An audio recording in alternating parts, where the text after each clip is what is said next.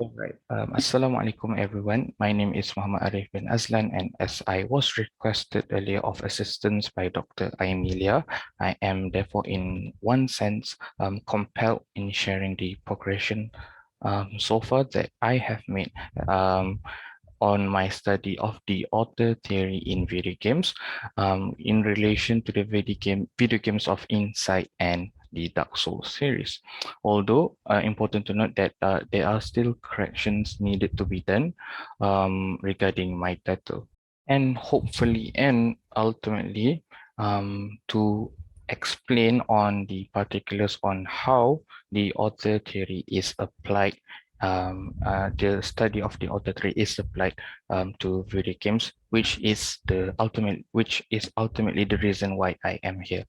As an introduction for my presentation today, I think it is crucial of me to explain and delve in first, at least briefly, on what is essentially the author theory of its origins and what does it entail entirely, which I presumed is a particular component that perhaps have been explained by Dr. Aimilia herself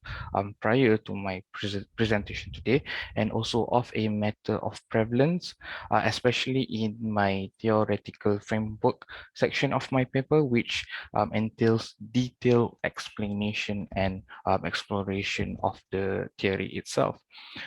Taking straight from my paper here, in intriguing fashion and of an easier comprehension of the definition of the author theory, Chaudhary in 2013 had suggested that in film criticism, the author theory holds that a director's film reflects the director's personal creative vision as if they were the primary author, the French word for author, and in spite of, and sometimes even because of the production of the film as part of an industrial process, the author's creative voice is distinct enough to shine through all kinds of studio interference and through the collective process. And in similar faith, in the origins of the author theory, Andrew Saris, regarded as one of the profound revolutionary founders of the author theory, had propounded three major components in identifying an author. The first one being that the director's technical ability in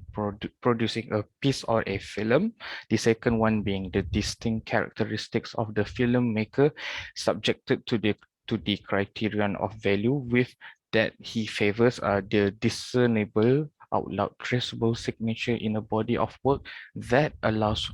recognition of the result of a single mind. And last but not least would be the amalgamation between the director's personality and also technical abilities. Moving on, speaking of technical abilities that I had aforementioned earlier, in exploring further, especially on the technicalities, especially in contemporary times, Jill Nelmus in 2012 had listed several components of the cinematic modes or conventions that can be analyzed and used upon, especially in deciphering works or crafts, and ultimately attributing the title of an author to a person or a director. In that, the cinematic modes or conventions that was listed includes setting, props, costume, performance, lighting, cinematography, special effects, and last but not least, sounds. And as for the last bit of my theoretical framework section, I had also concluded of my thesis statement, or in particular, of my belief of the applicability of the author theory towards specifically in my case towards video games, which I hold is possible in attributing those status as in the status of an author to creative minds behind the production of those video games. And thus, in one sense, my whole entire study would be my case in proving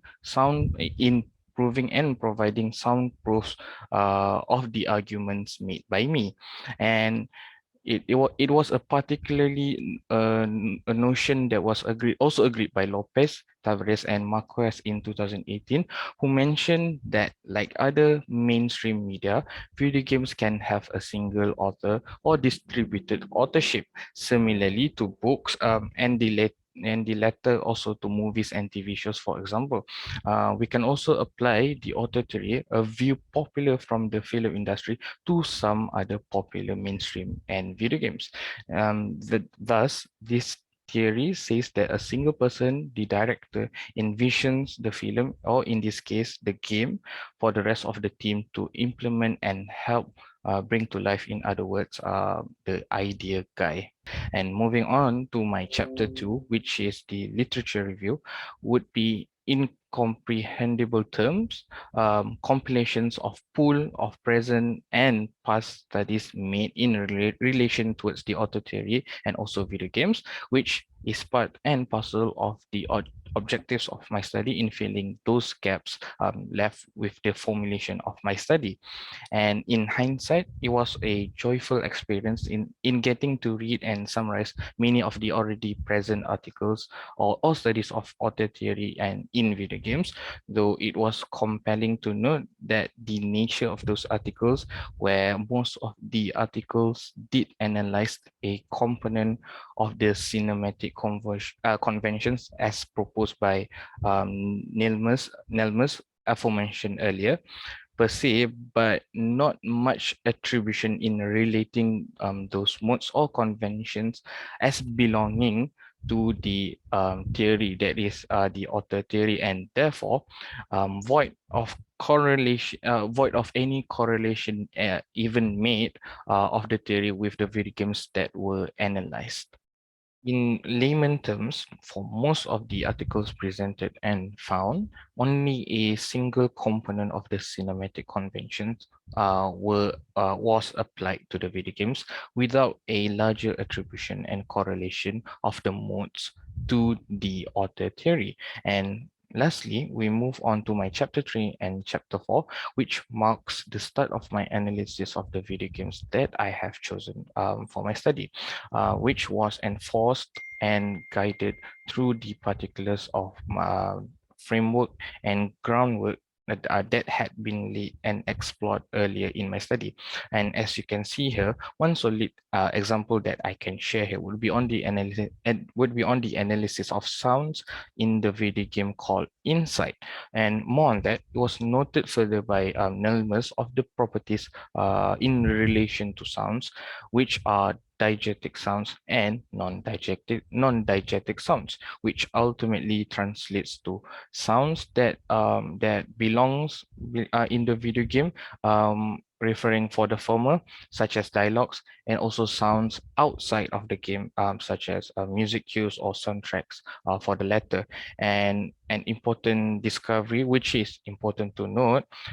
there are particularly zero diegetic sounds found in the video game of Insight, an intriguing discovery which again reiterates and necessitates further of more studies to be done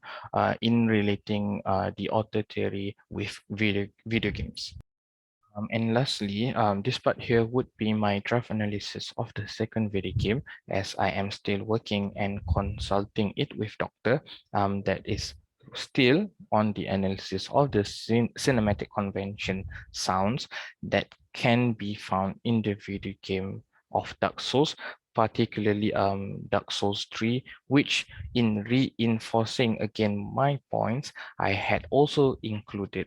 and planning to do so more of the inclusion of pictures in proving and providing solidifying some of my points and arguments made earlier, which was approved by Doctor, be it with proper citations.